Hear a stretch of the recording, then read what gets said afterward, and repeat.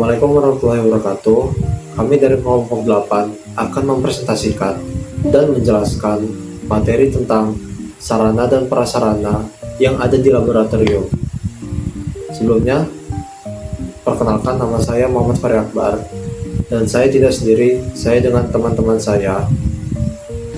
Nama saya Clarissa Roma Cantika dengan NPM 25170111111. Perkenalkan, nama saya Bunga Ayu Pertiwi dengan NPM 25170111114. Izin memperkenalkan diri, nama saya Rahma Oktavia dengan NPM 25170111122. Perkenalkan, nama saya Darin Kurato Aini, NPM 25170111118. Di sini saya akan menjelaskan tentang apa sih itu sarana dan prasarana yang ada di laboratorium. Sarana merupakan alat dan perlengkapan yang digunakan pada saat kegiatan di laboratorium, meliputi instrumen analisis, alat dan gelas, komputer, dan lain sebagainya. Lalu untuk prasarana merupakan fasilitas pendukung untuk menunjang kelancaran dan keamanan pada saat kegiatan di laboratorium, meliputi ruangan, layout, utilitas, penyimpanan, ventilasi, dan lain sebagainya. Keduanya sangat saling mendukung untuk menunjang kegiatan belajar mengajar, penelitian, dan juga kegiatan praktikum. Prinsip utama perancangan laboratorium. Yang pertama, adanya keamanan atau safety, yaitu memenuhi standar K3, keselamatan dan kesehatan kerja, adanya jalur evakuasi, ventilasi yang baik. Yang kedua, efisiensi kerja. Penempatan alat, bahan, dan ruang kerja harus meminimalkan pergerakan berlebih. Yang ketiga, kenyamanan, yaitu tata letak ergonomis, pencahayaan cukup, suhu ruangan stabil. Yang keempat, kepatuhan standar, yaitu sesuai dengan pedoman ISO 17025 atau peraturan lokal. Di sini saya akan mempresentasikan tentang layout laboratorium.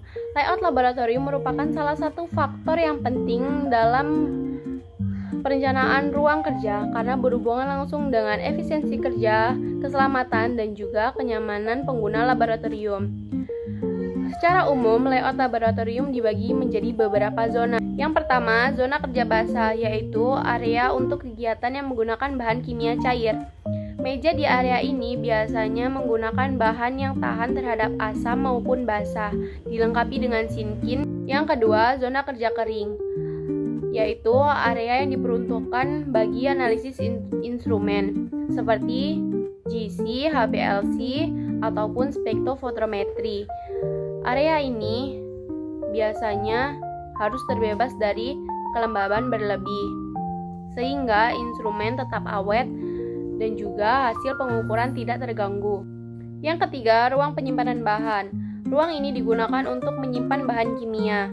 Penyimpanan harus dibedakan berdasarkan sifat kimianya, seperti oksidator, reduktor, bahan yang mudah terbakar, dan juga bahan yang korosif.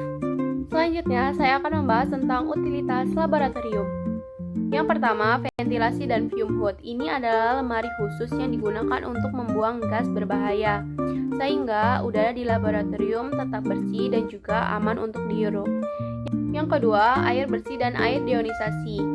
Air bersih digunakan untuk kebutuhan secara umum, sedangkan air deionisasi, yaitu air murni tanpa ion-ion, sangat penting untuk eksperimen seperti pembuatan larutan standar.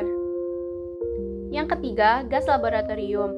Beberapa eksperimen memerlukan suplai gas seperti nitrogen, oksigen, atau LPG. Semua gas ini harus disalurkan melalui jarum khusus agar penggunaannya lebih aman. Yang keempat, listrik dan UPS adalah cadangan listrik. Fungsinya untuk melindungi instrumen sensitif agar tidak rusak saat pemadaman terjadi. Yang kelima, sistem limbah. Di laboratorium, limbah cair kimia dialirkan ke saluran khusus agar tidak mencemari lingkungan. Sedangkan limbah padat dan biologis ditempatkan di wadah khusus sebelum dimusnahkan. Jadi, pengelolaan limbah harus dipisahkan sesuai jenisnya. Ruang penyimpanan. Pertama, bahan kimia berbahaya harus dipisahkan sesuai sifatnya, misalnya oksidator, reduktor, yang mudah terbakar atau yang bersifat korosif supaya tidak terjadi reaksi berbahaya. Kedua, pelarut organik disimpan di lemari khusus yang tahan api dan memiliki ventilasi agar tidak mudah terbakar dan mengurangi resiko ledakan. Ketiga, bahan berharga atau beracun disimpan di ruang terkunci dengan akses terbatas, jadi hanya orang tertentu yang bisa mengambil. Keempat, alat dan instrumen diletakkan di rak atau lemari khusus supaya terlindungi dari kerusakan. Kelima, sampel penelitian seperti jaringan atau bahan biologis disimpan di freezer, cold room, atau kabinet yang diberi label identitas jelas agar tidak tertukar. Baik, selanjutnya saya akan menyampaikan beberapa studi kasus yang sering terjadi di laboratorium. Yang pertama, kebakaran karena penyimpanan etanol dekat sumber panas. Solusinya, gunakan lemari khusus bahan mudah terbakar dengan ventilasi. Ada juga kasus pembuangan limbah asam tanpa dinetralisasi yang merusak pipa. Solusinya, gunakan neutralization tank sebelum limbah dibuang. Selain itu, layout laboratorium yang ideal adalah dengan alur kinerja linear, ruang farmhouse terpisah, dan penyimpanan bahan kimia sesuai standar.